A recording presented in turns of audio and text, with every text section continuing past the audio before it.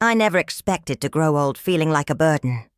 After 42 years of teaching second grade, I thought I'd earned the right to age gracefully. But there I was, alone in my Vermont cottage, staring at the antique crystal vase Richard had given me for our first anniversary. The stroke had been mild, the doctors said. But it changed everything. When I called Daniel to ask for help during my recovery, his response cut deeper than any physical pain I'd felt. "Mom, I can't drop everything. The business is expanding, and Tessa has her charity events." His voice was distant, clinical. What would happen if he knew that the beautiful home he'd built for his family was financed by a trust I controlled? Before we jump back in, tell us where you're tuning in from. And if this story touches you, make sure you're subscribed because tomorrow I've saved something extra special for you. The morning light filtered through the lace curtains of my bedroom window, casting familiar shadows across the hardwood floors that Richard and I had refinished together 30 years ago. I'd been home from the hospital for 3 days now, and the silence in the house felt different, heavier somehow, as if the walls themselves were holding their breath, waiting for something to change. I pulled myself up carefully, mindful of the physical therapist's instructions about slow movements. The weakness in my left side was subtle but persistent, a constant reminder that my body had betrayed me in ways I'd never imagined possible. At 76, I'd always prided myself on my independence. I still drove to the grocery store, tended my garden, and maintained this old Victorian house that had been our sanctuary for over 4 decades. Walking to the kitchen, I paused at the built-in bookshelf where Richard kept his financial documents.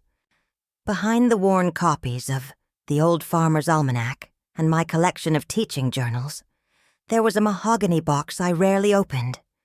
Inside lay the carefully organized portfolio that Richard had assembled over 30 years of quiet, methodical investing. He'd been a man of few words but infinite foresight, building wealth not through flashy investments, but through patient, calculated decisions that compounded over decades. The Harper Family Trust, as Omar Singh had officially named it, was worth more than most people in Maple Hollow would earn in several lifetimes. Richard had structured it so that I would have complete control as the sole trustee, with the understanding that our assets would eventually pass to Daniel and someday to Sophie. What Daniel didn't know, what I'd never felt the need to tell him, was that his success in real estate development had been quietly supported by this trust in ways he'd never suspected. I made my coffee slowly, savoring the ritual.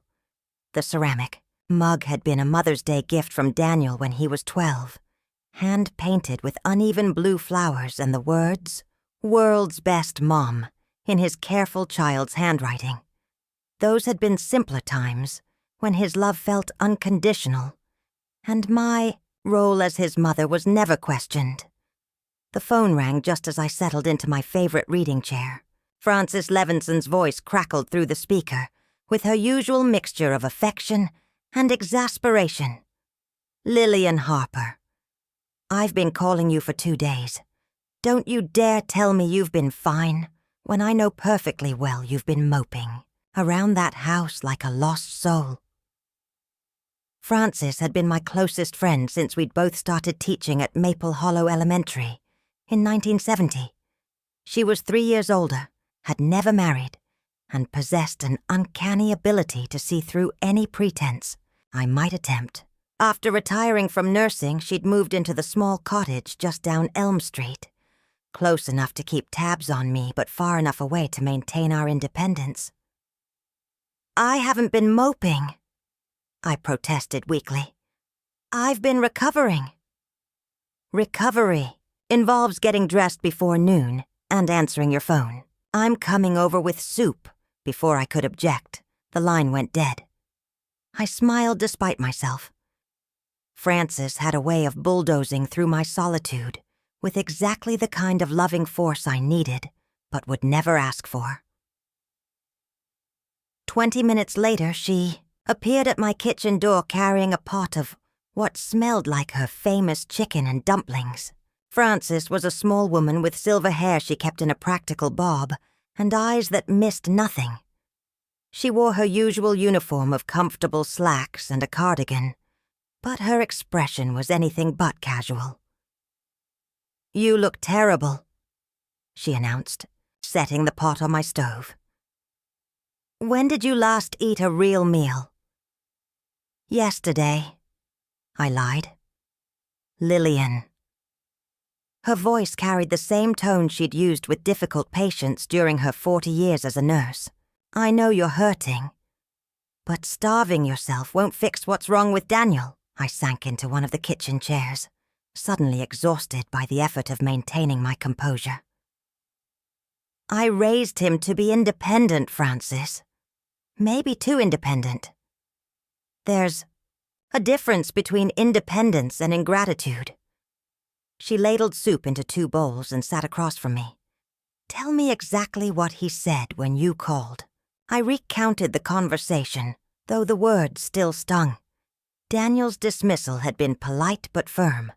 He was busy with his company's expansion into Boston and Portland. Tessa was organizing a charity auction for the Children's Hospital. Sophie had school and her art projects.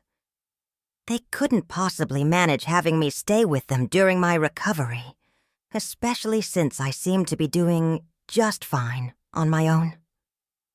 "And what did you say to that?" Frances asked. "What could I say?" I told him. I understood. "Did you tell him about the trust?" I shook my head. Frances was one of the few people who knew about Richard's financial arrangements.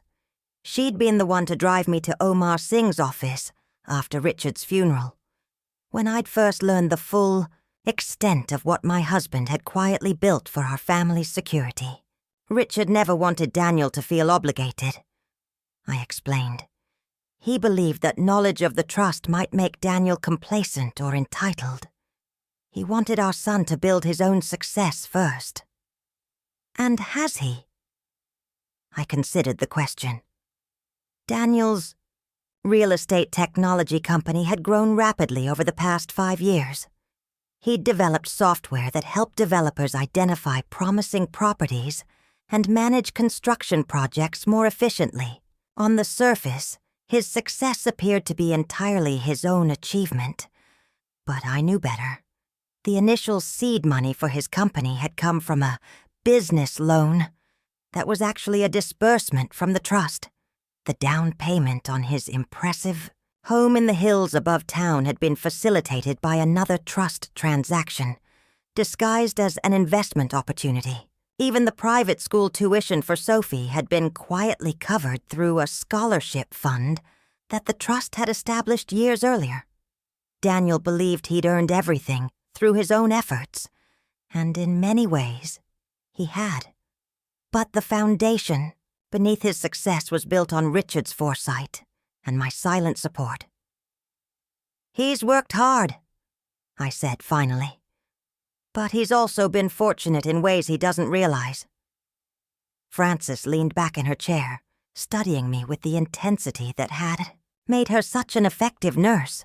"You're protecting him from the truth, and now he's protecting himself from you. That's not sustainable, Lillian." "What would you have me do? Tell him that his success isn't entirely his own? Destroy his confidence and our relationship? I'd have you tell him that his mother deserves better than to be treated like an inconvenience?" We sat in silence for a moment, the weight of unspoken possibilities hanging between us. Outside, I could hear the familiar sounds of Maple Hollow's morning routine. Mrs. Chen walking her ancient beagle, the postal truck making its rounds, the distant sound of children's laughter from the elementary school playground where I'd spent so many years nurturing other people's children. "Tell me about Sophie," Frances said, apparently sensing my need to change the subject.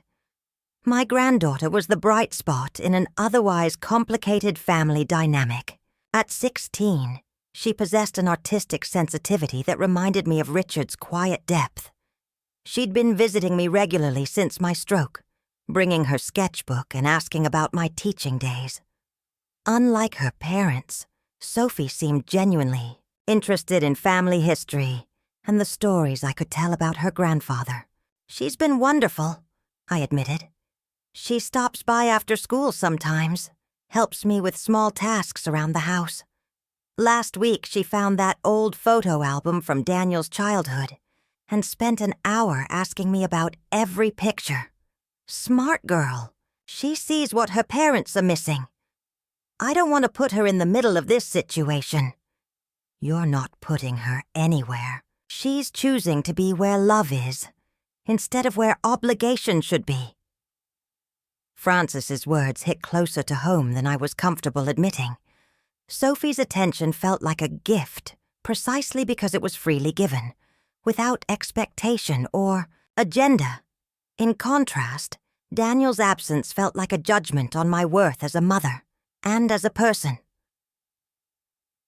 After Francis left, I found myself drawn to the living room, where Richard's old desk sat in the corner by the window.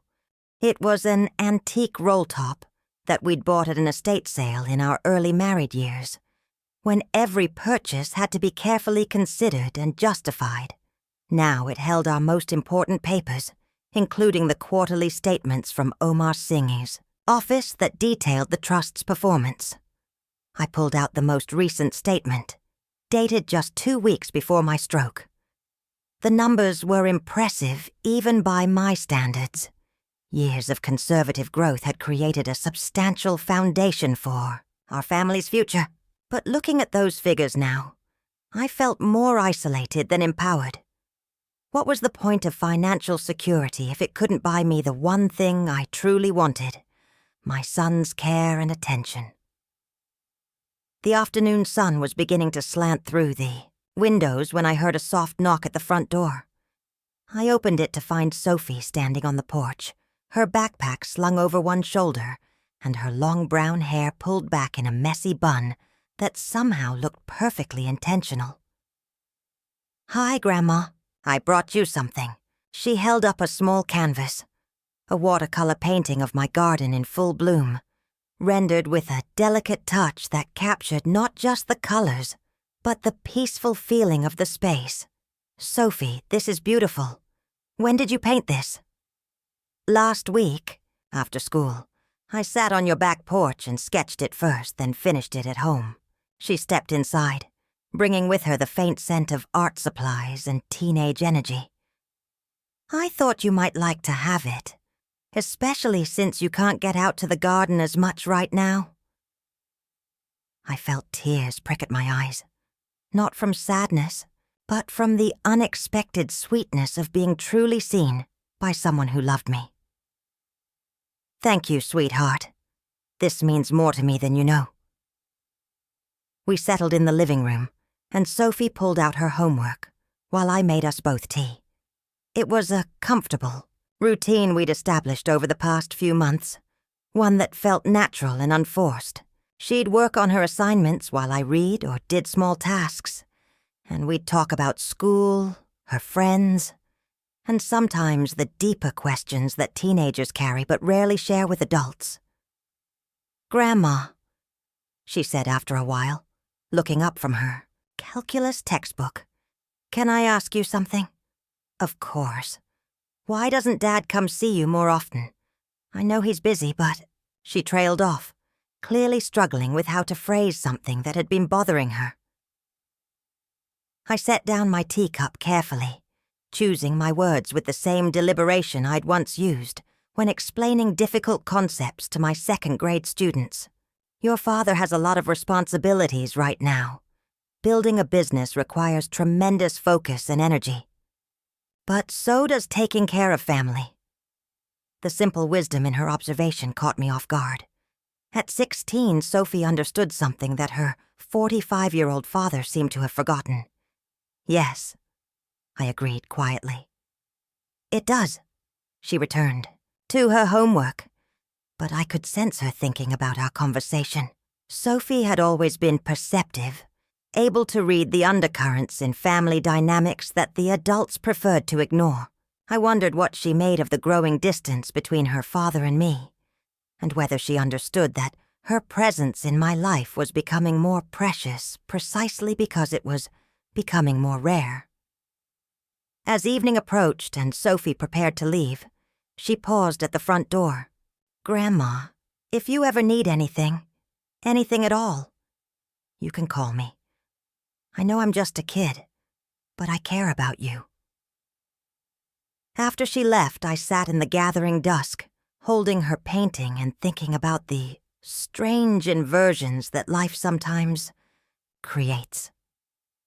My granddaughter, barely old enough to drive, was offering me the care and attention that my successful, accomplished son seemed unable to provide. And somewhere in the mahogany box by Richard's desk lay the financial documents that could change everything if I ever found the courage to use them. But for now, I simply held Sophie's painting and tried to remember what it felt like to be valued for who I was rather than what I could give or how little I might ask in return.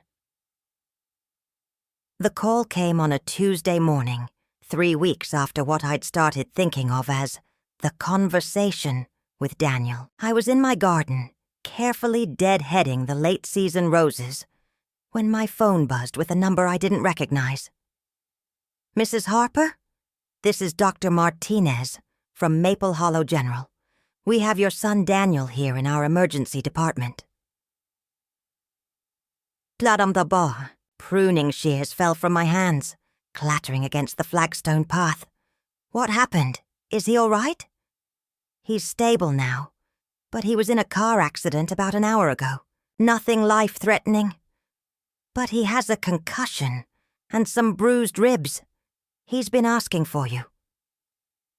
I was already moving toward the house, my earlier weakness forgotten in the rush of maternal instinct that no amount of disappointment could diminish. "I'll be right there." The drive to the hospital felt endless, though it was only 15 minutes through town. I kept thinking about Daniel as a little boy, how he used to run to me whenever he was hurt or scared, trusting completely that I could make everything better. When had that changed? When had I become someone he called only when there was no other choice? I found him in a curtained bay in the emergency department, looking younger than his 45 years, with his business shirt torn and a bandage across his forehead. Tessa sat beside him, perfectly composed despite the circumstances, her designer, handbag clutched in her manicured hands. "Mom," Daniel said when he saw me, and for a moment his voice carried the same vulnerability it had held when he was 8 years old and afraid of thunderstorms. "I'm here," I said, simply taking his hand. "What happened?" He explained about the accident.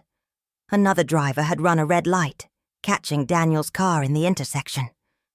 The other driver was fine, but the impact had thrown Daniel against his daughter and left him with a moderate concussion. "The doctor says I can't drive for at least a week," he said, and I could hear the frustration in his voice. "Maybe longer, depending on how the follow-up goes." Tessa shifted in her chair, and I caught something in her expression, a flash of annoyance quickly masked by appropriate concern. "We'll figure something out," she said, but her tone suggested this was an inconvenience rather than an opportunity to care for her husband. "I could help," I offered quietly. "I could drive you to appointments or stay with you during the day while you recover." The silence that followed was deafening. Daniel looked at Tessa, then back at me, and I saw him weighing his response with the same careful calculation he probably used in business negotiations. "That's sweet of you, Mom, but we'll manage.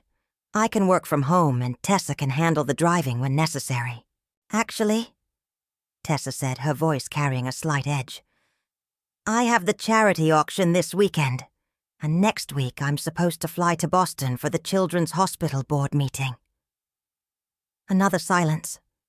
I watched Daniel's face as he processed. This information saw the moment when he realized that His wife's schedule wouldn't accommodate his recovery needs any more readily than his business commitments had accommodated mine. "Well," he said finally, "I'll just have to postpone a few things." I felt something shift inside me, a small cold certainty settling into place. Here was my son, injured and vulnerable, and rather than accept help from someone who loved him, unconditionally, he was choosing to struggle alone rather than admit he might need his mother. The discharge process took another 2 hours. I waited while they ran additional tests, filled prescriptions, and provided instructions for his care. Through it all, Tessa made phone calls about rescheduling her commitments, her voice carrying the martyred tone of someone being asked to make unreasonable sacrifices. When we finally left the hospital, I walked with them to the parking garage. Daniel moved slowly, clearly in more pain than he wanted to admit. At Tessa's car, he turned to me with an expression I couldn't quite read. "Thanks for coming, Mom. I know you're still recovering yourself." "That's what mothers do," I said. "We come when we're needed." He had the grace to look uncomfortable at that, but he didn't change his mind about accepting my help. I drove home in a state of numb clarity. The hospital discharge papers sitting on my passenger seat seemed to mock me. Detailed instructions for caring for someone who didn't want my care, medications that someone else would have to manage, follow-up appointments that I wouldn't be driving him to. Back in my kitchen, I sat at the table and stared at those papers for a long time. The irony wasn't lost on me. 3 weeks ago, I'd been the one needing help, the one being told I was doing just fine on my own. Now Daniel was in the same position, and rather than learn from our recent experience, he was making the same choice, to struggle in isolation rather than accept support. But there was a crucial difference between our situations, one that he didn't know about and couldn't understand. When I'd been discharged from this same hospital after my stroke, I'd had resources he wasn't aware of. The home health aide who'd checked on me during my first week home had been paid through a trust, distribution. The grocery delivery service that had kept my refrigerator stocked had been arranged and funded the same way. The physical therapy appointments that had helped me regain my strength had been covered by insurance that was supplemented by trust assets. Daniel thought I'd manage my recovery alone, but I'd actually had financial resources that made my independence possible. Now he was facing his own recovery with only his salary, his wife's reluctant support, and his own stubborn pride. I pulled out my phone and scrolled to Omar Singh's number. It was after business hours, but he'd always told me to call whenever I needed to discuss trust matters. "Lillian," he answered warmly. "How are you feeling?" "Better every day," I said, which was becoming true. "Omar, I need to ask you about something. About Daniel's mortgage." There was a pause. Omar had been Richard's financial advisor for over 20 years, and he understood the delicate balance we'd maintained between supporting our son and preserving his independence. "What specifically would you like to know?" "If something were to happen, if the trust were to call in that loan, what would that mean for Daniel?"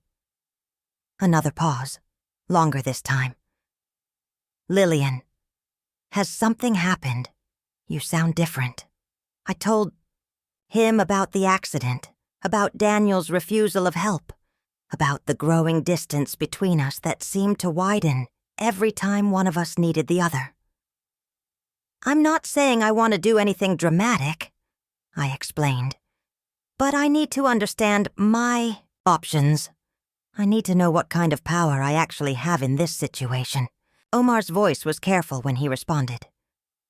"The trust holds the primary mortgage on Daniel's property. If you were to call in that loan, he would need to refinance through conventional means or sell the house. Given his current debt-to-income ratio and the size of the mortgage, conventional financing would be challenging. And if he couldn't refinance, he would have to sell. The house would likely bring enough to pay off the loan, but they would lose their home. I absorbed this information slowly. I'd never thought of the mortgage arrangement as a weapon, but I was beginning to understand that it could be one. The question was whether I had the strength or the cruelty to use it. Omar, what did Richard intend when he structured things this way? He wanted to protect your family, Omar said gently. But he also wanted to ensure that protection came with wisdom. He trusted your judgment completely, Lillian. Whatever you decide to do, he would support. After I hung up, I sat in my kitchen as darkness fell outside. The house felt different now. Not empty, but full of potential. For the first time since my stroke, I felt like I had choices that mattered. I thought about Daniel lying in his bed, tonight, probably in pain, probably wondering how he was going to manage his recovery while maintaining his business and dealing with Tessa's resentment about her disrupted schedule. I thought about the help he'd refused, the pride that was more important to him than comfort or healing. And I thought about the mortgage payment that would be automatically withdrawn from the trust account in 2 weeks, just as it had been every month for the past 3 years. A payment he'd never questioned, never wondered about, never thought to appreciate.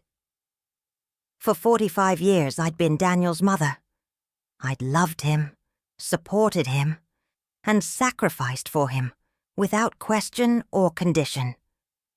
But maybe it was time for him to understand that love and support were gifts, not entitlements.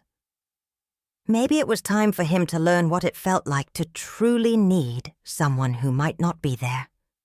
The hospital discharge papers were still on my table, forgotten in my new understanding of the power I'd been carrying all along. Tomorrow I would call Omar again, not to make any dramatic gestures, but to begin exploring what it might mean to be something more than just Daniel's grateful, available mother. For the first time in weeks, I felt wide awake. Telling and preparing this story took us a lot of time, so if you are enjoying it, subscribe to our channel. It means a lot to us. Now back to the story. The next morning, I woke with a sense of purpose I hadn't felt in months. The conversation with Omar had planted something in my mind. Not a plan, exactly, but an awareness of possibilities I'd never considered before. I made my coffee and sat at the kitchen table with the family photo album Sophie had been looking through the week before. The album was one of those old-fashioned kinds with magnetic pages and clear plastic covers, the edges yellowed with age. I turned through the pages slowly, looking at our life through the lens of my new understanding. Here was Daniel at 6, gap-toothed and grinning in his Little League uniform. Richard and I had driven him to every practice, every game, cheering from the sidelines while other parents complained about the time commitment. Here he was at 16, standing beside his first car, a used Honda Civic that Richard had helped him buy, teaching him to check the oil and change the tire. We'd made him save half the money himself, but we'd matched his savings dollar for dollar, wanting him to learn both responsibility and the security that comes from family support. College graduation photos showed a young man full of confidence and ambition. We'd paid his tuition without question, believing that education was the best investment we could make in his future. Richard had worked extra hours at the accounting firm to make sure Daniel graduated debt-free, giving him advantages that neither of us had enjoyed. Then came the wedding photos. Daniel handsome in his tuxedo, Tessa radiant in a dress that cost more than some people's cars. Richard and I had offered to pay for the wedding, but Tessa's family had insisted on handling everything themselves. I remembered feeling grateful at the time, not wanting to strain our budget. Now I wondered if that had been the beginning of Tessa's subtle campaign to position us as the family, with less to offer. The business photos came next. Daniel cutting ribbons, shaking hands with investors, standing in front of office buildings, with Harper Development Solutions gleaming in chrome letters. I'd been so proud of his success, never questioning how a young entrepreneur had managed to secure the substantial funding necessary to launch a technology company in such a competitive market, because I'd been there when Richard had arranged it all. The angel investor who'd provided Daniel's seed money had actually been a trust distribution. The business loan that had allowed him to expand into new markets had come from the same source. Even the down payment on his impressive office space had been facilitated through what Daniel believed was a connection Richard had made before his death. My phone rang, interrupting my trip through memory lane. It was Frances, her voice carrying its usual morning briskness. "I just heard about Daniel's accident from Mary Chen. She saw the ambulance yesterday. Is he all right?" I filled her in on the details, including Daniel's refusal of my help and my subsequent conversation with Omar Singh. Frances listened without interruption, which was unusual for her. "So, what are you thinking of doing?" she asked when I finished. "I don't know yet. Maybe nothing. Maybe everything." "That's not like you, Lillian. You're usually decisive once you've thought something through." She was right. I'd spent 40 years in a classroom making split-second decisions about how to handle difficult situations, challenging students, and complex family dynamics. But this felt different. This was my own family, my own son, and the stakes seemed impossibly high. "What would you do?" I asked. I'd stopped protecting him from the truth. But then again, I've never been a mother. It's easier for me to be objective. After we hung up, I found myself drawn back to the photo album. Near the end, there were pictures from Sophie's childhood. Birthday parties, Christmas mornings, family vacations to the mountains. In every photo, I was there, helping with birthday candles, wrapping presents, carrying beach bags, reading bedtime stories. Richard was often in the background, quiet but present, making sure everything was taken care of. When had Daniel stopped seeing us as people who deserved gratitude and started seeing us simply as resources that were naturally available? When had our love become something he took for granted rather than something he treasured? Around noon, Sophie appeared at my door. She wasn't scheduled for one of our usual visits, and her expression was troubled.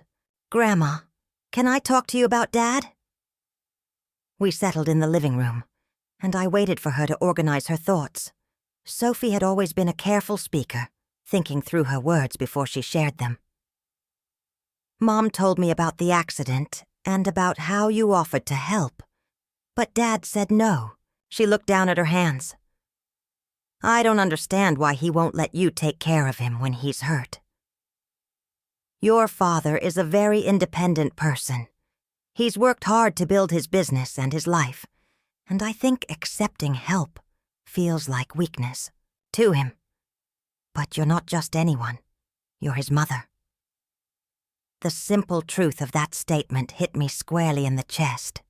Yes, I was his mother.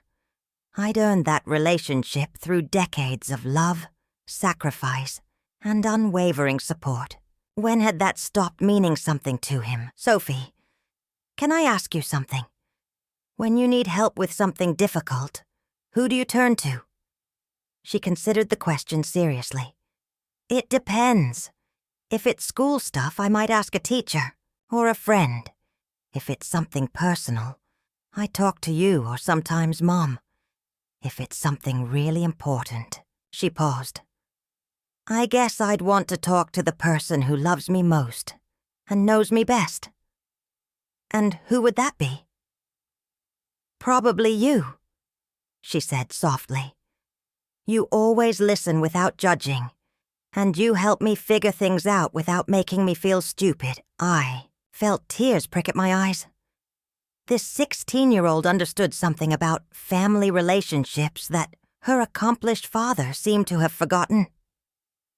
"Grandma, are you sad that Dad won't let you help him?" I chose my words carefully.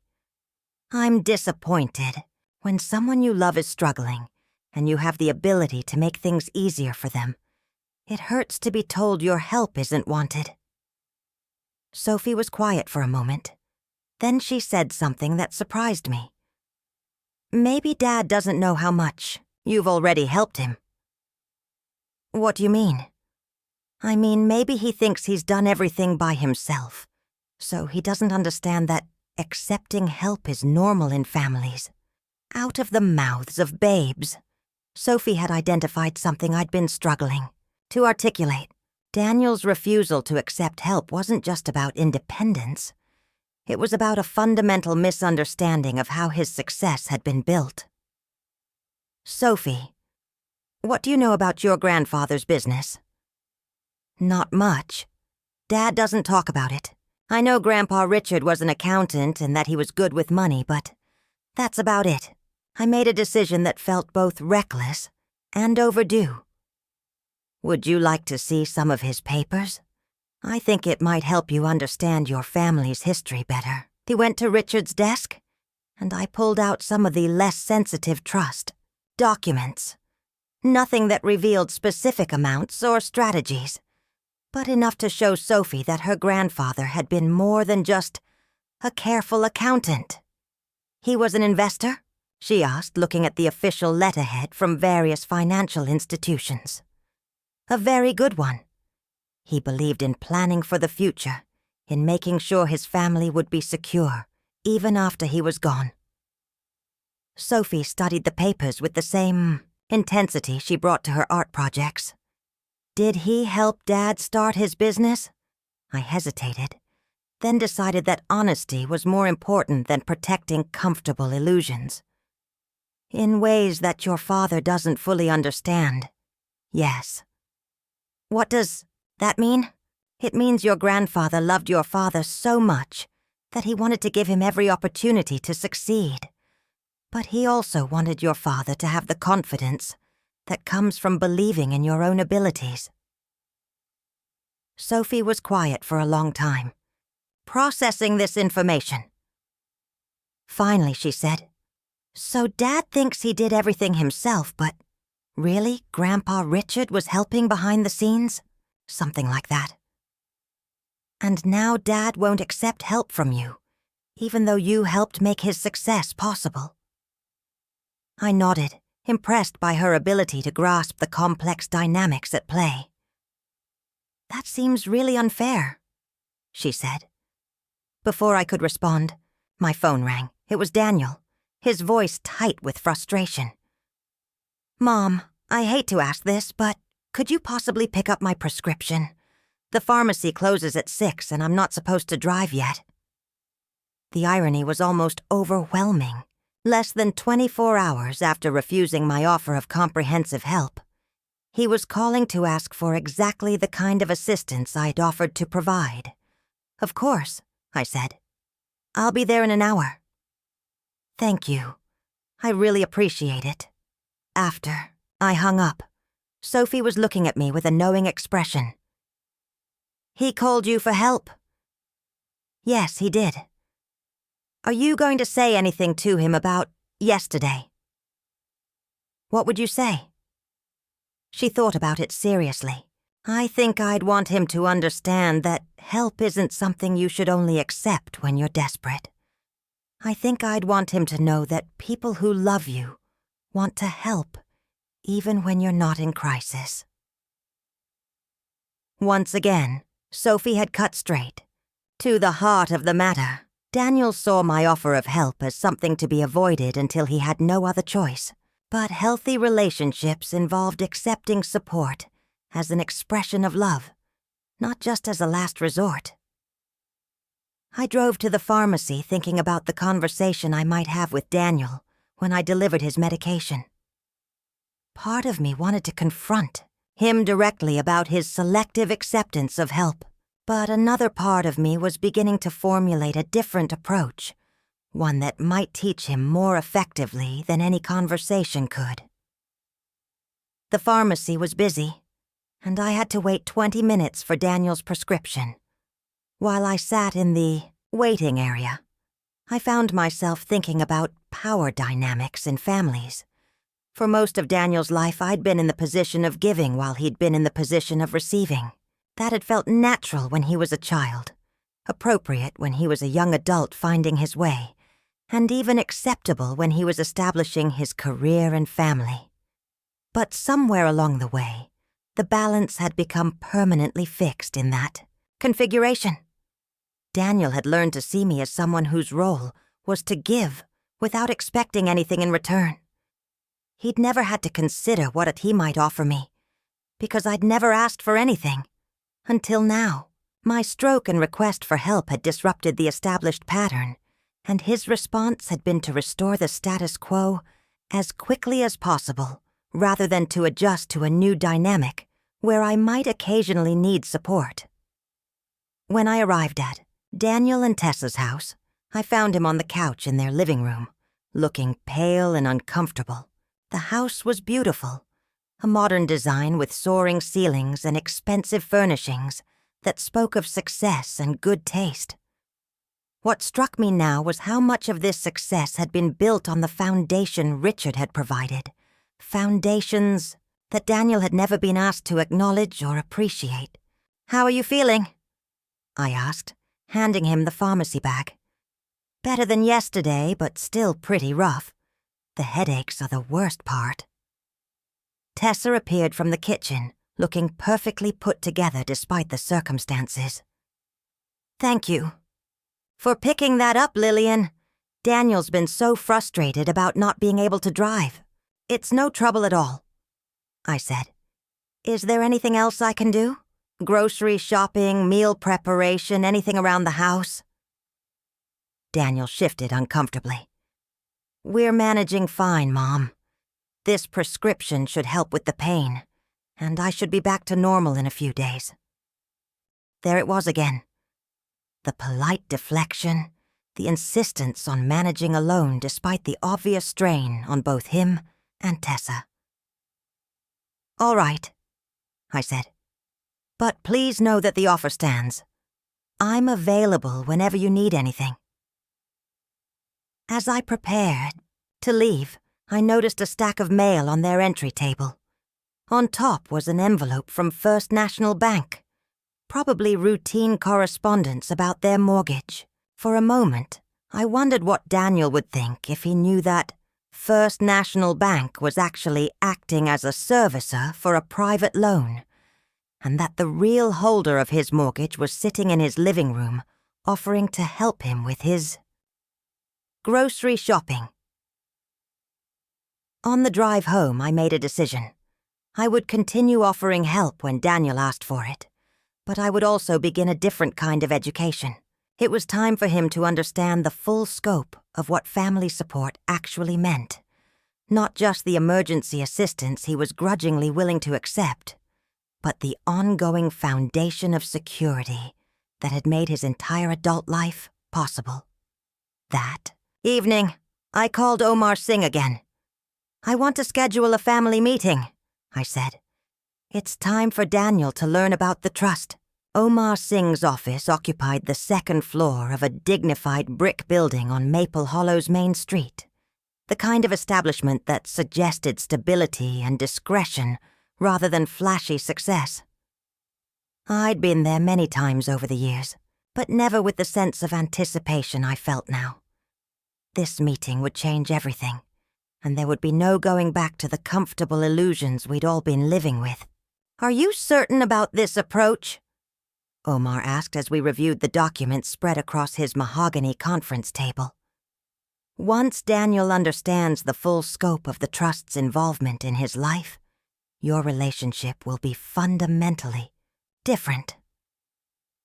I looked down at the papers, mortgage agreements, business loan documentation, investment statements that told the story of Richard's quiet campaign to secure our family's future.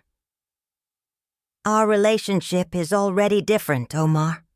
The question is whether it will become healthier, or just more honest. Those aren't necessarily the same thing. He was right, of course.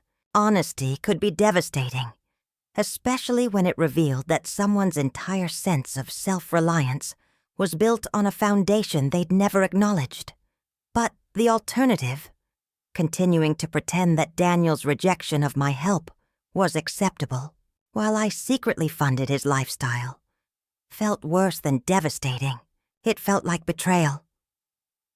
"Show me Richard's letters again," I said. Omar pulled out a manila folder I'd forgotten existed. After Richard's death, Omar had given me a sealed envelope containing several letters my husband had written, to be opened only under specific circumstances. I'd read them once, 2 years ago, and then put them away because they were too painful to revisit. Now I read them again with different eyes. "My dearest Lillian," the first letter began. "If you're reading this, it means you're facing a decision about how to handle Daniel's inheritance, and Omar has judged the situation serious enough to share my thoughts with you. I've structured our financial arrangements to give Daniel every opportunity to build his own success while ensuring that he never faces the kind of insecurity that shaped both our childhoods. But I've also tried to preserve your authority as the ultimate decision-maker about our family's resources. You know our son better than anyone. You'll know when or if he needs to understand the full scope of what we've provided. Trust your instincts, and don't let anyone convince you that love means accepting disrespect or ingratitude. Our money means nothing if it doesn't serve our values. And our most important value has always been that family members take care of each other, not because they have to, but because they want to. Use whatever power you need to use, Lillian. You've earned the right to expect better." I set the letter down, feeling Richard's presence in the room as strongly as if he were sitting beside me. He'd anticipated this exact situation, the possibility that his support might create entitlement. Rather than gratitude, independence rather than interdependence. "There's something else," Omar said quietly. He pulled out another document I hadn't seen before. Richard left specific instructions about how to handle a situation where Daniel's attitude toward family obligations became problematic. The document was a codicil to the trust agreement, dated just 6 months before Richard's death. It outlined a process for recalibrating the beneficiary's understanding of their relationship to family resources. In plain English, it gave me the authority to temporarily suspend Daniel's financial support until he demonstrated a more appropriate appreciation for family relationships. "Richard saw this coming," I murmured.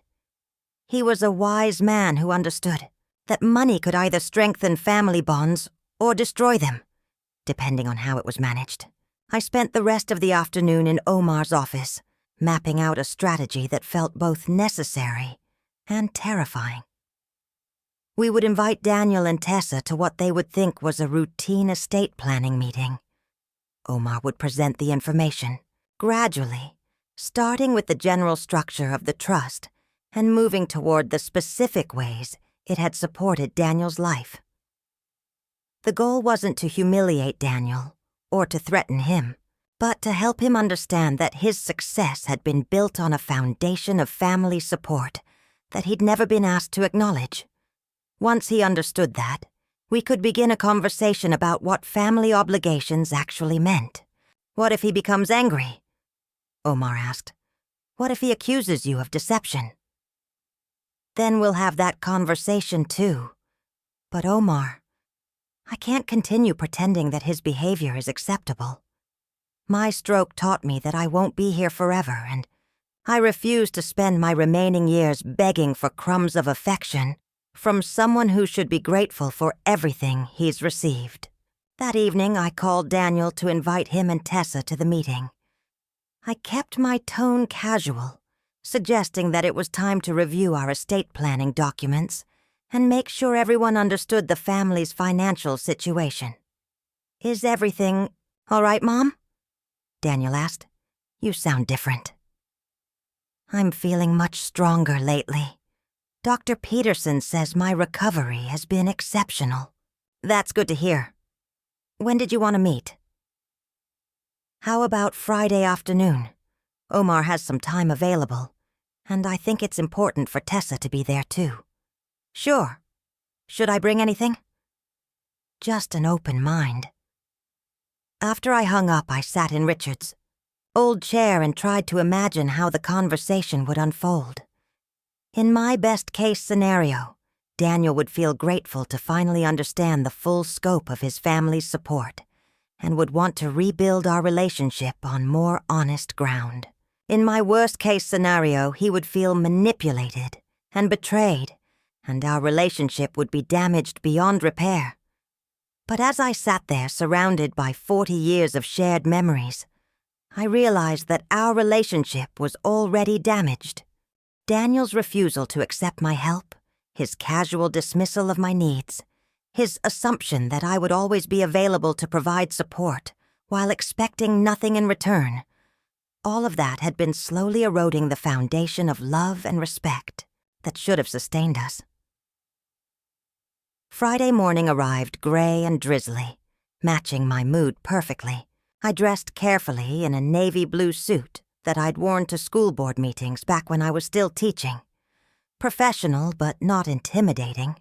Authoritative but not aggressive. Francis called just as I was leaving for Omar's office.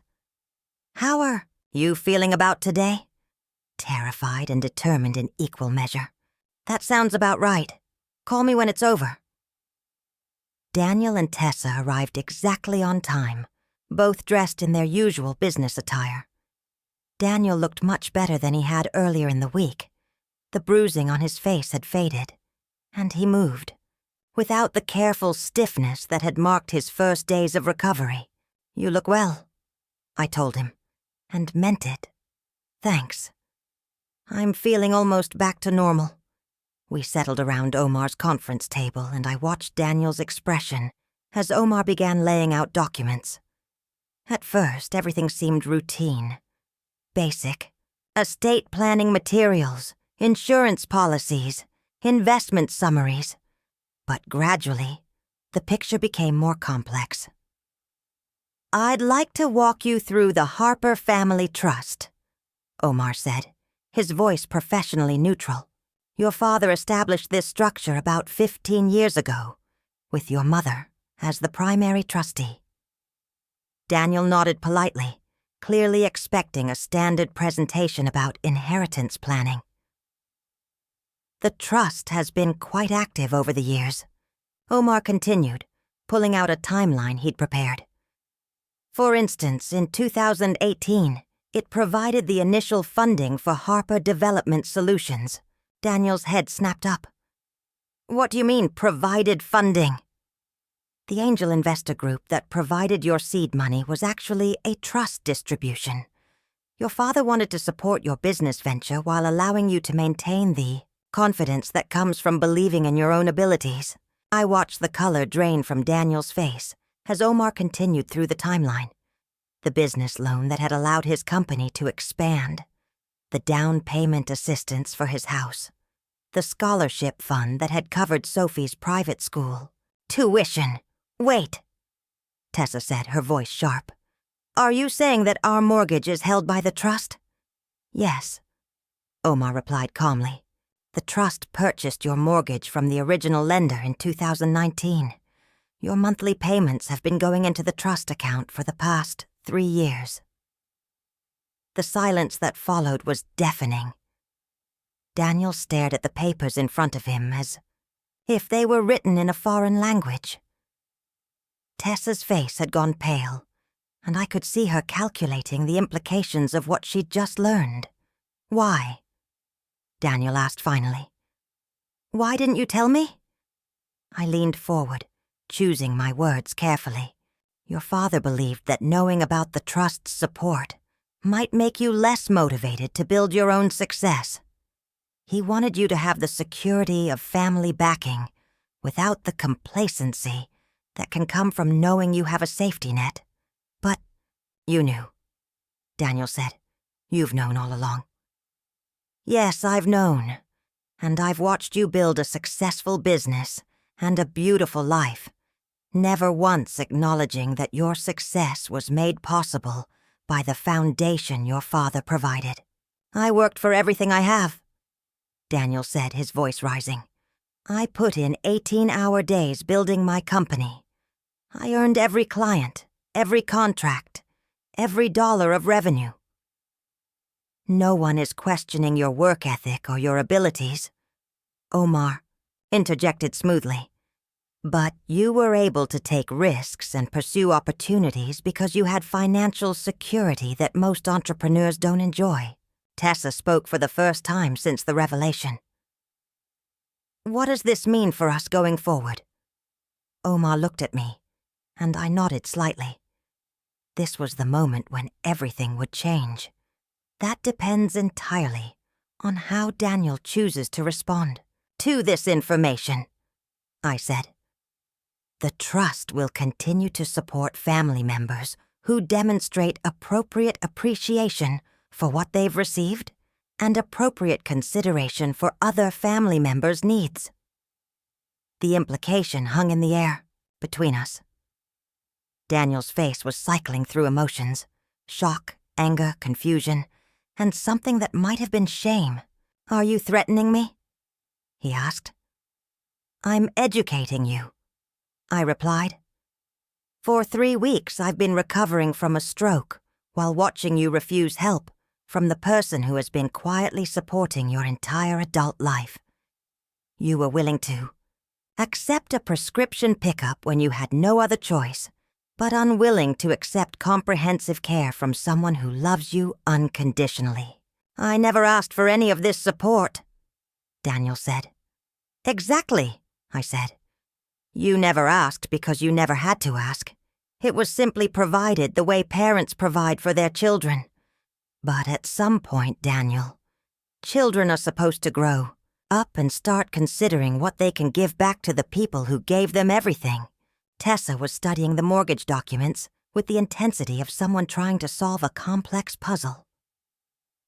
What happens if we want to refinance through a conventional lender? Omar answered before I could. Given your current debt-to-income ratio and the size of the mortgage, conventional financing would be challenging.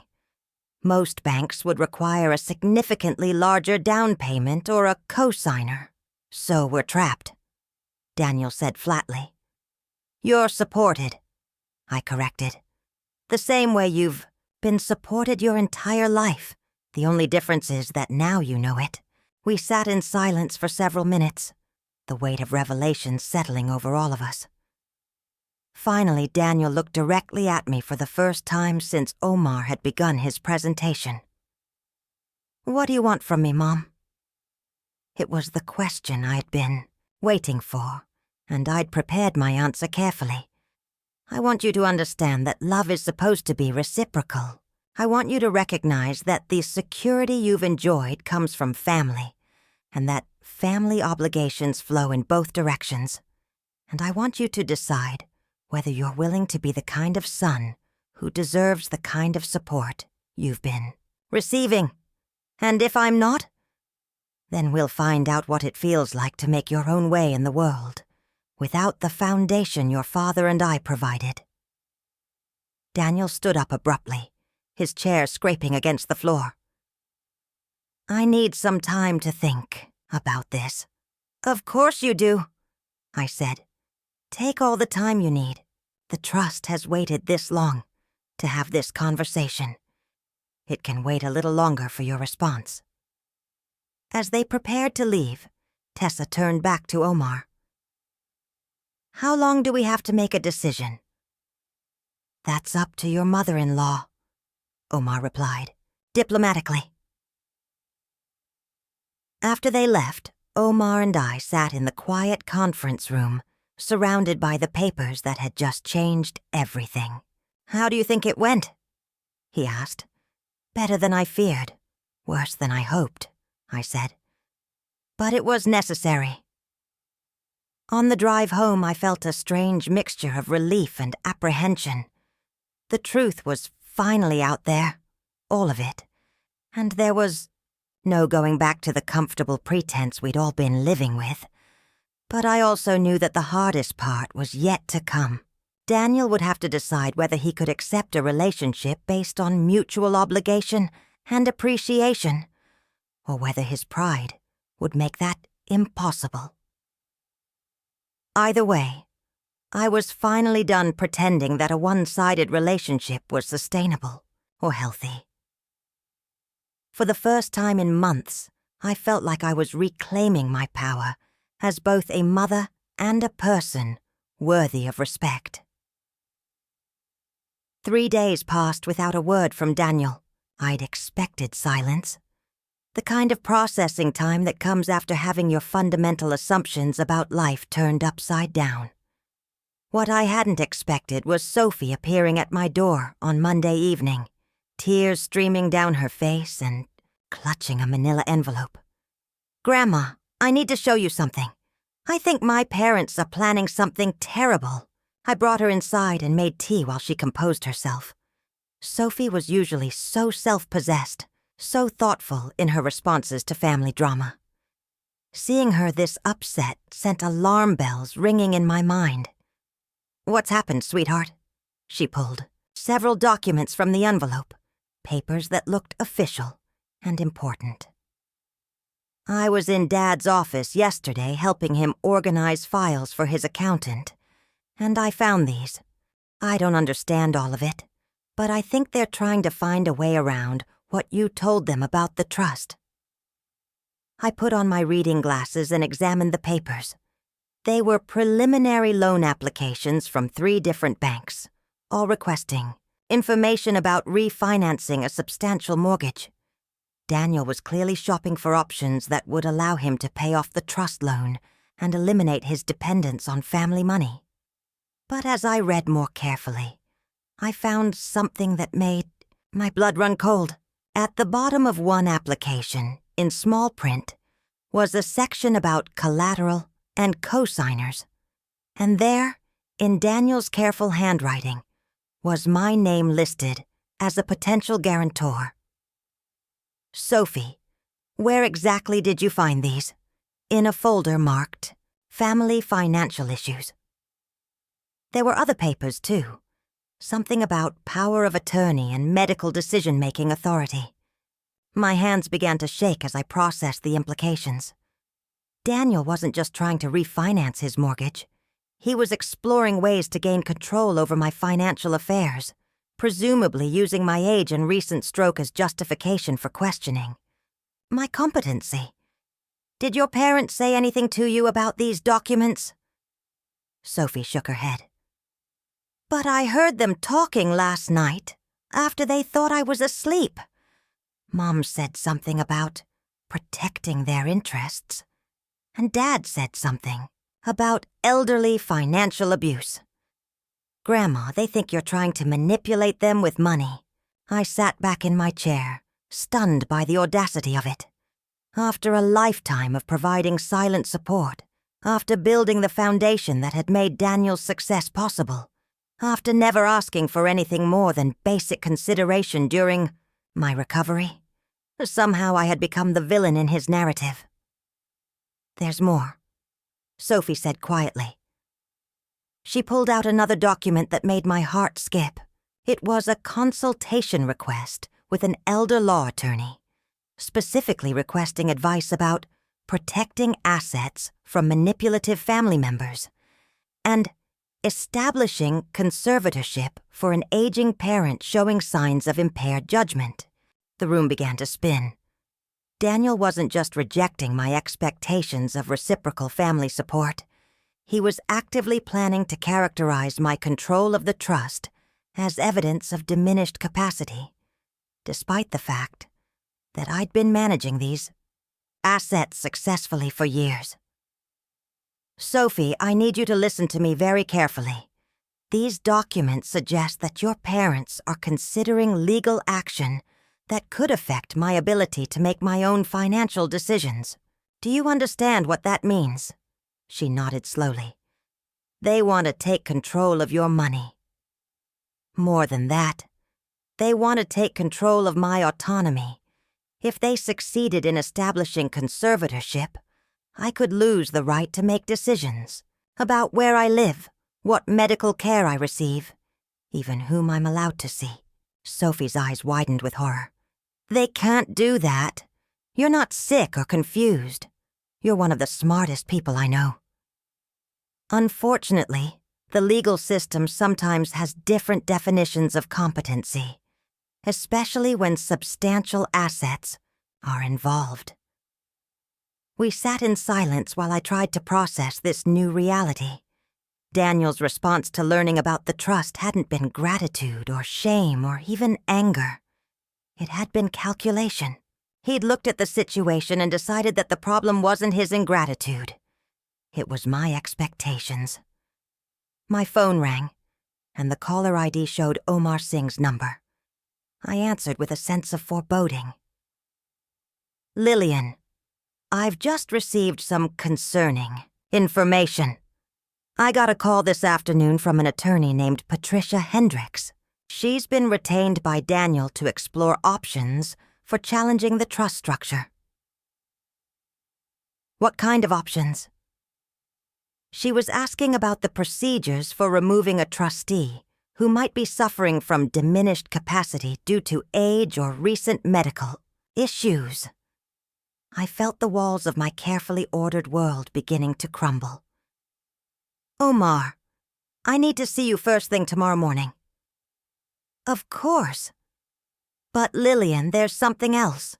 Ms. Hendricks also inquired about the possibility of declaring the trust agreements invalid based on claims of undue influence or coercion." After I hung up, Sophie was watching me with the kind of intense concern that no 16-year-old should have to feel for their grandmother. "They're really going to try to take your money away, aren't they? They're going to try to take my power away," I corrected. "The money was never the point, Sophie. The point was having the ability to make choices about how my family treats me. What can you do?" I looked at the documents spread across my kitchen table. Evidence of my son's plan to neutralize my expectations by neutralizing my authority. The irony was breathtaking. Daniel had spent his entire adult life benefiting from Richard's foresight and my careful management of family resources. Now, when I'd finally asked for basic consideration in return, his solution was to characterize me as incompetent. "I can fight back," I said, "but it's going to be ugly, and it's going to change our family forever." Sophie reached across the table and took my hand. "Grandma, I know I'm just a kid, but I want you to know something. I see how smart you are, how carefully you think about everything, how much you've done for all of us. If my parents try to say you're not capable of making your own decisions, I'll tell anyone who asks that they're wrong." Her loyalty meant more to me than she could possibly understand, but it also highlighted another devastating aspect of Daniel's plan. If this situation escalated to legal proceedings, Sophie would be caught in the middle, forced to choose between her parents and her grandmother. "Sophie, I need to ask you to do something very difficult. I need you to pretend you never saw these documents, and I need you to avoid getting involved in whatever happens between your parents and me." "But I want to help you. The best way you can help me is by protecting yourself. If this becomes a legal battle, your parents will need to believe that you're loyal to them, not to me. That's not fair." "No, it's not. But fairness isn't the priority right now. Your safety and your relationship with your parents is." After Sophie left, I sat alone in my kitchen and tried to understand how we'd arrived at this point. 3 weeks ago, my biggest concern had been feeling lonely during my recovery. Now I was facing the possibility of a legal battle that could destroy my family and potentially cost me my independence. But as I thought about Daniel's plan, I began to feel something unexpected, a cold, clear anger that burned away my confusion and self-doubt. For 50 years, I'd put my family's needs ahead of my own. I'd supported Daniel's dreams, celebrated his successes, and asked for almost nothing in return.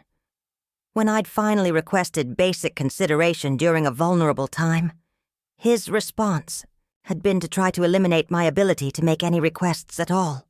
I called Omar back. "I want to schedule an emergency meeting with Patricia Hendricks," I said. "Lillian, I'm not sure that's wise. If Daniel is planning legal action, direct contact could complicate things." "Omar, I've been thinking about this all wrong. I've been treating this like a family problem that needs to be solved with love and communication. But Daniel has made it clear that he sees this as a financial problem that needs to be solved with legal strategy." "What are you thinking?" "I'm thinking that if my son wants to play hardball, he's forgotten that I'm the one holding all the balls." The next morning, I called Patricia Hendricks' office and requested a meeting. Her secretary tried to put me off, but I was insistent. "Please tell Ms. Hendricks that Lillian Harper would like to discuss her son's concerns about the Harper family trust. I believe we can resolve this matter more efficiently if we speak directly." 2 hours later, I was sitting in Patricia Hendricks' office, a sleek downtown space that radiated expensive competence. Ms. Hendricks was a woman in her 50s, with steel-gray hair and the kind of direct gaze that probably intimidated most of her opponents. "Mrs. Harper, I have to say I'm surprised by this meeting.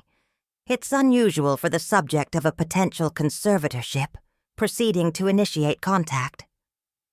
"I imagine it is. But then again, I imagine most of your cases involve people who actually suffer from diminished capacity." She studied me carefully.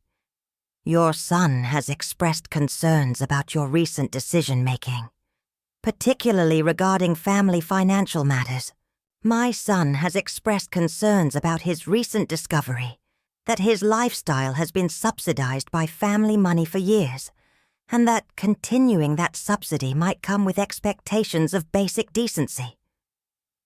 He feels that you're using financial leverage to manipulate family relationships." I leaned forward slightly. "Ms. Hendricks, let me be very clear about something. I am 76 years old, not 96. I recovered from a mild stroke with no cognitive impairment. I successfully managed a complex investment portfolio for 15 years after my husband's death. I have no debt, no financial problems, and no history of poor judgment. Your son believes that your recent demands constitute a change in personality that might indicate cognitive decline. My recent demands consist of asking him to provide temporary assistance during my recovery, which he refused, and suggesting that his benefiting from family money might come with family obligations, which he found unacceptable." I pulled out a folder I'd prepared with Omar's help.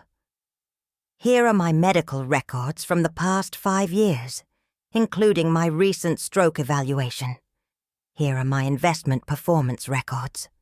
Here are statements from 3 different financial institutions, confirming my competency. And here," I said, placing the final document on her desk, "is a letter from my physician stating that I show no signs of cognitive decline and am fully capable of managing my own affairs." Ms. Hendricks reviewed the documents carefully.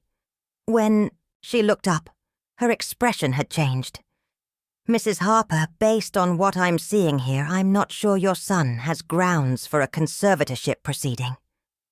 "I'm absolutely certain he doesn't, but I'm also certain that he's prepared to try, which tells me everything I need to know about his character and his priorities." I stood to leave, then turned back. "Ms. Hendricks, I want you to give Daniel a message from me. if he wants to challenge my competency, he's welcome to try.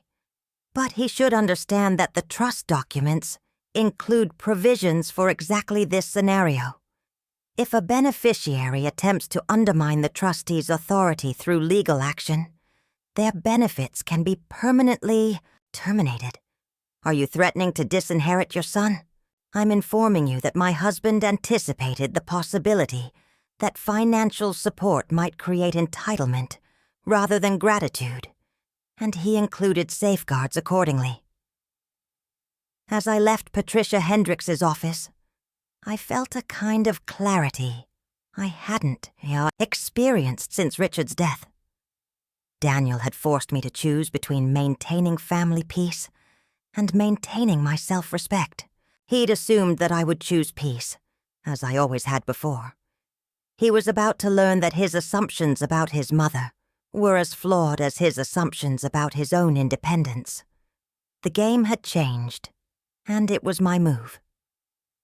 The week following, my meeting with Patricia Hendricks passed in a state of suspended animation. I went through my daily routines, tending my garden, reading, preparing simple meals. But underneath the surface calm, I was preparing for war. Omar and I had spent hours reviewing the trust documents, mapping out every option available to me, every protection Richard had built into the structure he'd created. The irony wasn't lost on me that Richard, in his quiet, methodical way, had anticipated exactly this scenario. He'd known that providing too much security without requiring gratitude could corrupt the recipient. More importantly, he'd known that I might someday need the power to correct that corruption. The termination clause is ironclad, Omar had explained during our marathon session. If a beneficiary takes legal action to undermine the trust or its trustee, their benefits can be immediately and permanently suspended. Richard was very specific about this.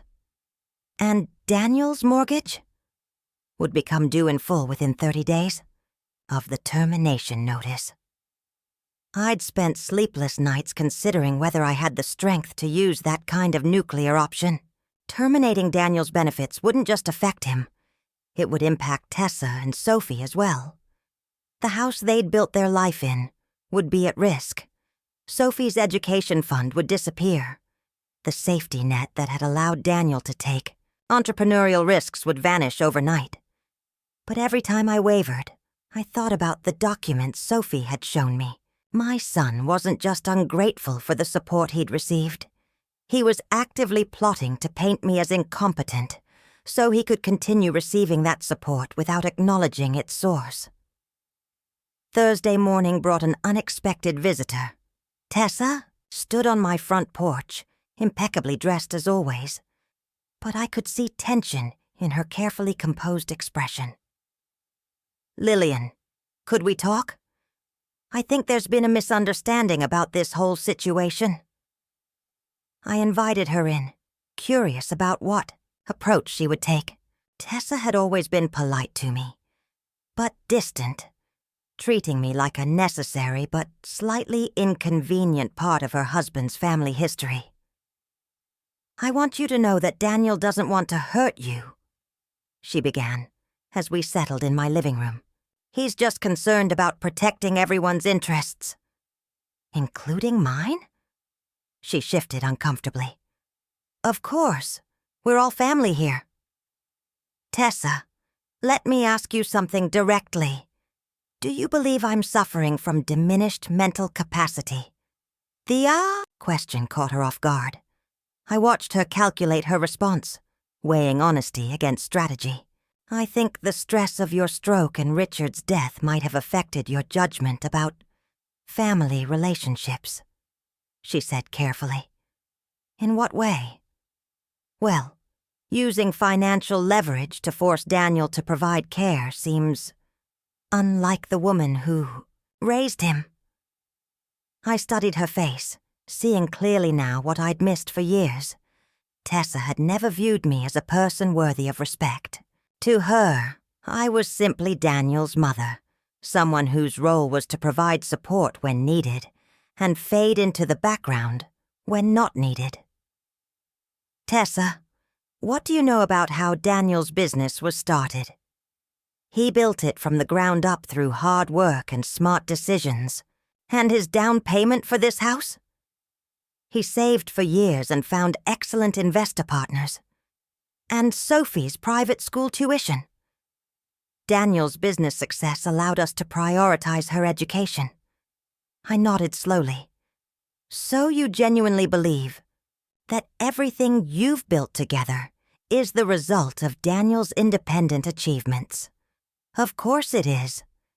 Then you should be fine with him refinancing the mortgage through conventional channels and paying off the trust loan. For the first time, Tessa's composure cracked slightly. That's more complicated than it sounds. The current market conditions make refinancing challenging. I see. So you want the benefits of family support, but not the obligations that come with it. That's not fair. We never asked for this support? Exactly. You never asked because it was simply provided. But now that you know where it came from, you have a choice. You can acknowledge it and accept that family support comes with family responsibilities, or you can reject it and make your own way. And if we choose the second option, then you'll discover what Daniel's business would look like without the foundation Richard provided. You'll learn what your lifestyle would be if it were truly based solely on Daniel's independent success. Tessa was quiet for a long moment, and I could see her mind working through the financial implications. Finally, she said, "What exactly do you want from us?" It was the same question Daniel had asked, and I gave her the same answer I'd prepared for him. I want acknowledgement. I want gratitude. And I want to be treated like a valued family member, not like a burden, who should be grateful for whatever scraps of attention you choose to provide. And if we can't agree to those terms, then we'll find out how strong your marriage is when it's tested by real financial pressure. After Tessa left, I felt drained, but also strangely liberated. The pretense was completely gone now. Everyone understood the stakes, and everyone would have to make their choices accordingly. That evening, Sophie called. Grandma, Mom, and Dad have been having really intense conversations for the past few days. I think they're scared. They should be. But Sophie, remember what I told you about staying out of the middle of this? I know, but I wanted you to know something. I've been thinking about what you said about family obligations working both ways, and I think you're right. My parents have been taking your support for granted for my whole life. Sophie. No, let me finish. I see how you light up when I visit you. How happy you are just to have someone who wants to spend time with you. And I see how dismissive my parents are about your needs. It's not right, and I'm ashamed that it took me this long to really notice. Her words meant more to me than she could know, but they also highlighted another painful aspect of this situation. At 16, Sophie understood family loyalty better than her 45-year-old father. "What happens next?" she asked. "That depends on your parents. They have some difficult decisions to make." Friday afternoon brought the call I'd been expecting. Daniel's voice was strained when he asked if we could meet to discuss finding a path forward. "Of course," I said. "Would you like to come here? Or shall we meet at Omar's office?" "Your house would be better. This should be a family conversation." I spent Saturday morning preparing for what I knew would be one of the most difficult conversations of my life. I pulled out the trust fund statement Omar had prepared, a comprehensive summary of every benefit Daniel and his family had received over the years. The total was staggering, even to me. When Daniel and Tessa arrived, they both looked haggard. The stress of the past week had taken its toll, and I could see that they'd been arguing.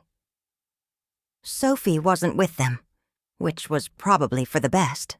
We sat in my living room, the same room where I'd watched Daniel take his first steps 44 years ago.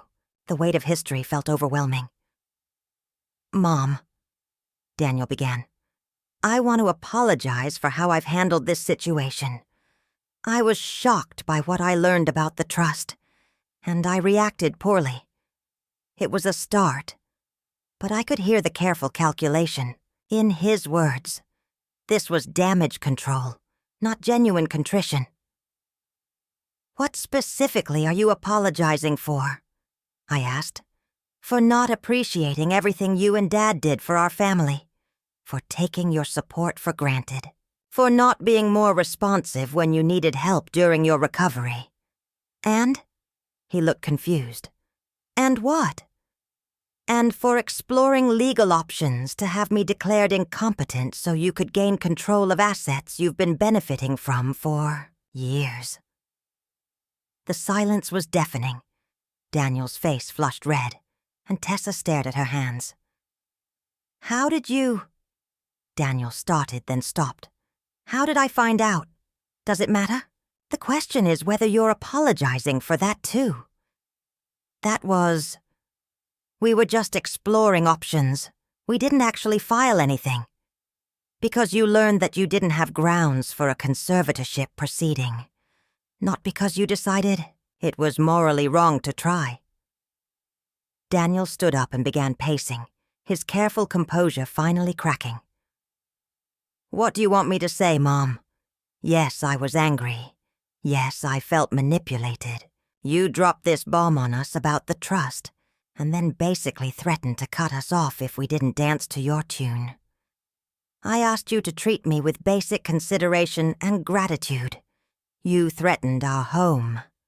I pointed out that your home was purchased with family money, and that continuing to live there might come with family obligations. The same thing."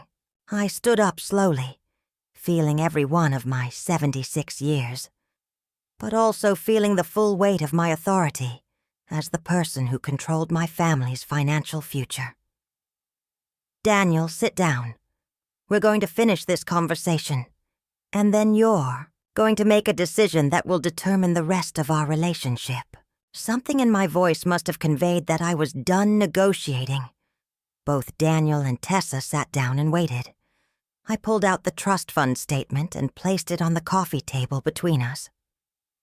"This document shows every penny the trust has, provided to your family over the past 10 years. The total is $847,000.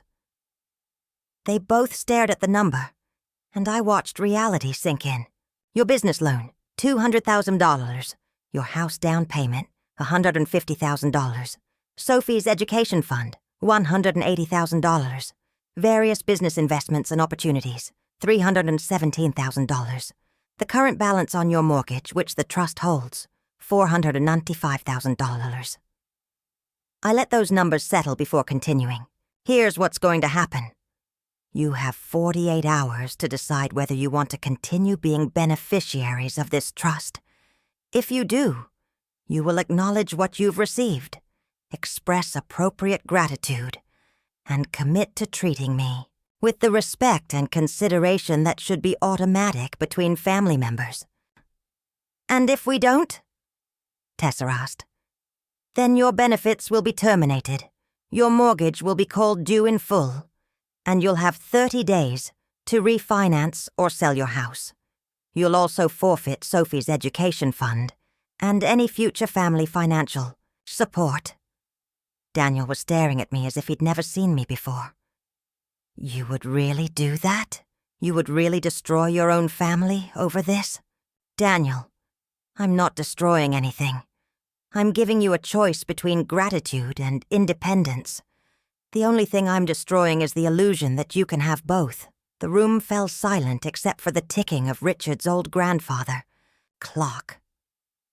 Everything that mattered was finally out in the open, and there was nothing left to do but wait for my son to decide what kind of man he really was. The 48 hours I'd given Daniel felt like 48 days. I went through the motions of my daily routine. But every sound outside made me wonder if he was coming to give me his answer. Frances called twice to check on me, and I could hear the worry in her voice even though I tried to sound normal. "You've set something in motion that can't be stopped," she said during her second call. "Are you prepared for either outcome?" I thought about her question seriously.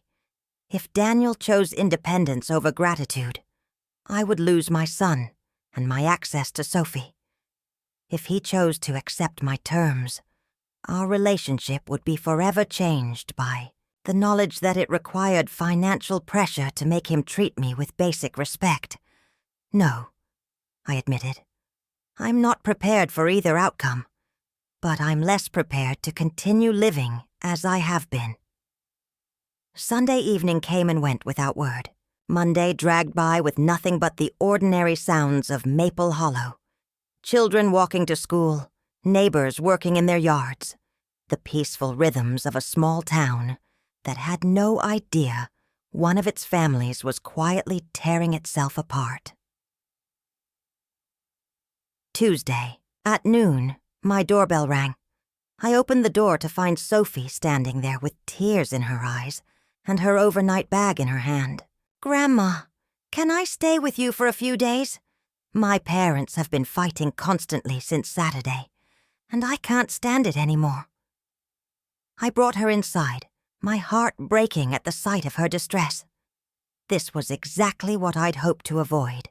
Sophie, being caught in the middle of an adult conflict that she shouldn't have to navigate. What have they been fighting about? Everything. Money, you, what they should do, whose fault this is. Dad keeps saying you're being unreasonable, and Mom keeps saying they can't afford to lose the house. Then they fight about whether they should grovel or stand up to you, and then they fight about whose fault it is that they're in this position in the first place. I made Sophie some tea and listened as she described the toxic atmosphere that had taken over her home. Daniel and Tessa were taking their stress out on each other, and the marriage that had once seemed so solid was cracking under the pressure of having to confront some uncomfortable truths. "Sophie, you know I can't let you stay here indefinitely. Your parents need to know where you are, and this situation needs to be resolved. I know, but I couldn't stay there anymore. And Grandma, I want you to know something. Whatever they decide, I think you're right. I've been watching how they treat you my whole life, and I never realized how unfair it was until now. This isn't your burden to carry, sweetheart, but it is, kind of, because I'm going to be an adult soon, and I need to decide what kind of person I want to be. Do I want to be someone who takes and never gives back? Or do I want to be someone who understands that love means taking care of each other?" Her wisdom continued to astound me. At 16, Sophie understood something that her parents were still struggling to grasp. "Your parents love you very much," I said. "Whatever else is happening, don't doubt that." "I know they do. But they love each other too. And look what they are doing to each other when they're stressed. Love isn't enough if you don't know how to show gratitude and respect."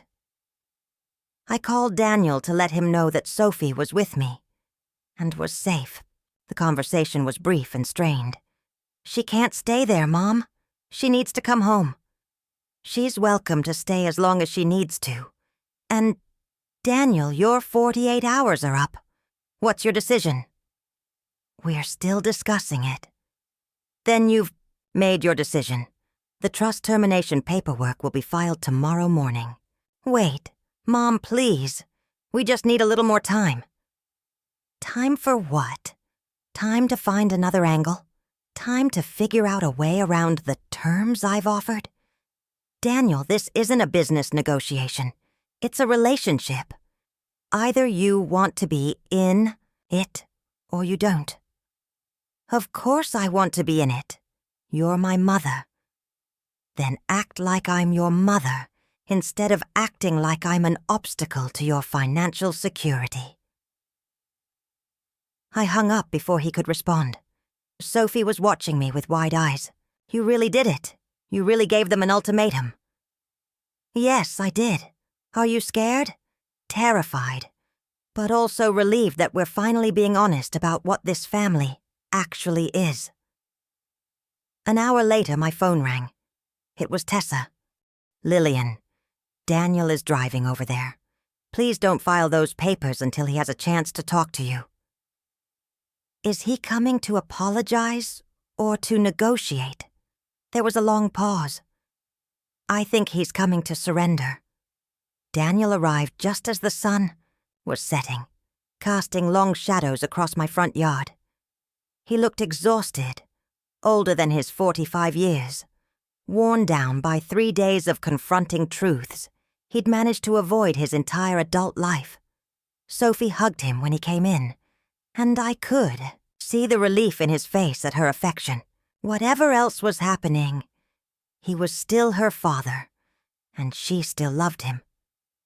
Mom, can we talk, all of us together? We sat around my kitchen table, the same table where Daniel had done homework as a child, where we'd celebrated birthdays and holidays, where Richard and I had planned our family's future during countless quiet conversations. It felt appropriate that this moment would happen here, in the heart of our family's shared history. Daniel looked at Sophie, then at me, and I could see him gathering courage for what he needed to say. Mom, I owe you an apology. Not the careful, calculated apology I gave you Saturday, but a real one. I waited, saying nothing. I've been thinking about everything you said, everything Omar showed us, everything I learned about how my life has actually been structured, and I realized that my first reaction wasn't shock or gratitude. It was anger that you expected something from me in return. He paused, his voice catching slightly. That says something terrible about who I've become. You're right that I took everything for granted. You're right that I never wondered how I'd been so lucky. Never questioned why things seemed to work out so well for me. I just assumed I'd earned everything through my own efforts. Sophie reached across the table and took his hand, and I could see tears in her eyes. But the worst part, Daniel continued, is that when you finally asked for something, just basic care and consideration during your recovery, my reaction was resentment. I was actually annoyed that you might need something from me. And when you learned about the trust? I asked quietly. When I learned about the trust, I felt trapped, like you were holding my whole life hostage, and instead of feeling grateful, I felt manipulated. What changed your mind? Daniel looked around the kitchen, his eyes taking in the familiar details of the home where he'd grown up. I realized that you've never asked me for anything before. In 45 years, you've never asked me for money, or time, or support, or even attention. The one time you needed help, I said no. And when you pointed out how that might be connected to everything you'd given me, I tried to find a way to silence you, rather than listening to what you were saying. He wiped his eyes with the back of his hand, and I saw again the little boy who used to run to me when he was hurt. I don't want to lose you, Mom. I don't want to lose this family. And I don't want Sophie to grow up thinking that this is how people who love each other treat each other. What about Tessa? Tessa is struggling with this. She's used to thinking of our success as something we built independently, and it's hard for her to accept that it was made possible by your and Dad's support. But she agrees that we've been taking you for granted, and she wants to find a way to repair our relationship. I studied my son's face, looking for signs of genuine change versus strategic capitulation. What I saw was exhaustion, regret, and something that might have been the beginning of real understanding. Daniel, I need you to understand something. This isn't just about acknowledging the money. It's about understanding that family relationships require ongoing investment from everyone involved. It's about recognizing that love isn't something you get to take without giving back. I understand that now. Or at least, I'm beginning to. And what does that mean going forward? Njörl exchanged a look with Sophie, and she nodded encouragingly. It means I want to be the kind of son who deserves the kind of mother I've always had. It means I want to take care of you the way you've taken care of me. Not because I have to, but because I want to. And if you find that difficult, if your business demands conflict with family obligations, then I'll remember that my business was built on the foundation you and Dad provided, and I'll make better choices about priorities. We sat in silence for a moment, the weight of change settling over all of us. Finally, Sophie spoke. Dad, can I ask you something? Of course. Why was it so hard to accept Grandma's help when you were hurt? Daniel thought about the question. Seriously. Because I've spent so much of my adult life trying to prove that I could make it on my own. Accepting help felt like admitting that I wasn't as capable as I wanted everyone to think. But you weren't on your own. You were just pretending to be? Yes, and that pretense became more important to me than the relationships that made everything else possible. I felt something loosening in my chest, a tension I'd been carrying for weeks beginning to ease. This wasn't the conversation I'd expected to have. Daniel wasn't just agreeing to my terms. He was beginning to understand why those terms were necessary. There's something else? Daniel said. I want to restructure our financial relationship so that it's more transparent and more reciprocal. What do you mean? I mean, I want to pay market rate interest on the mortgage. I want to contribute to a fund for your care as you age. I want Sophie to understand exactly how the trust has supported our family, so she can make informed decisions about how to manage it when the time comes. Sophie looked surprised. I'm going to manage the trust someday? If that's what your grandmother decides, Daniel said, and if you're willing to accept the responsibility that comes with it. I felt tears starting in my eyes. For the first time, since this crisis began, I was hearing not just apology, but actual planning for a different kind of relationship. Daniel, there's something I need to tell you. The trust has always been about more than money. Your father structured it to teach lessons about responsibility and gratitude. He hoped that understanding where your security came from would make you a better person, not just a wealthier one. Did he know this day would come? He knew it might. He also knew that I would handle it appropriately when it did. Daniel stood up and walked around the table to where I was sitting. Then he did something he hadn't done since he was a teenager. He hugged me. Really hugged me. The way you hug someone you might lose and don't want to let go. I'm sorry, Mom. I'm sorry it took almost losing you to remind me how much I love you. As we held each other, I felt Sophie's arms wrap around both of us, and for the first time in months, our family felt whole. But I also knew that the real test wouldn't be this moment of emotional reconciliation. It would be the daily choices Daniel made going forward, the small decisions that would show whether he'd truly learned what it means to be grateful for the gifts you've been given. So what happens now? Sophie asked when we finally separated. I looked at my son and my granddaughter, these two people who meant more to me than all the money Richard had accumulated, and I made a decision that surprised even me. Now we start over.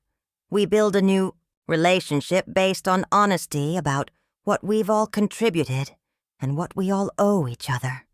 And we see if we can create the kind of family your grandfather always hoped we could be. Daniel nodded solemnly. I'd like that. Even if it means having conversations about difficult things. even if it means acknowledging when you're not living up to your obligations. Especially then. As the evening wore on, we talked about practical things. How to restructure the financial arrangements. How to include Sophie in family decisions.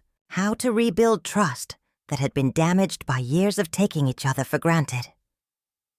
But underneath those practical conversations was something more important.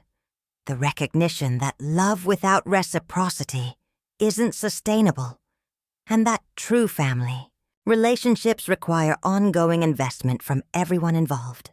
For the first time since my stroke, I felt like I was exactly where I belonged. Not because I was needed, but because I was valued. And that, I realized, had been what I'd been fighting for all along. 6 months later, I sat in my garden on a crisp October morning, writing in the leather-bound journal Sophie had given me for my 77th birthday. She'd inscribed it with a simple message: 4 new chapters and fresh starts. The pages were filled now with observations about the changing seasons, reflections on family dynamics, and plans for the future that felt both grounded and hopeful. The garden around me showed the results of having help when I needed it.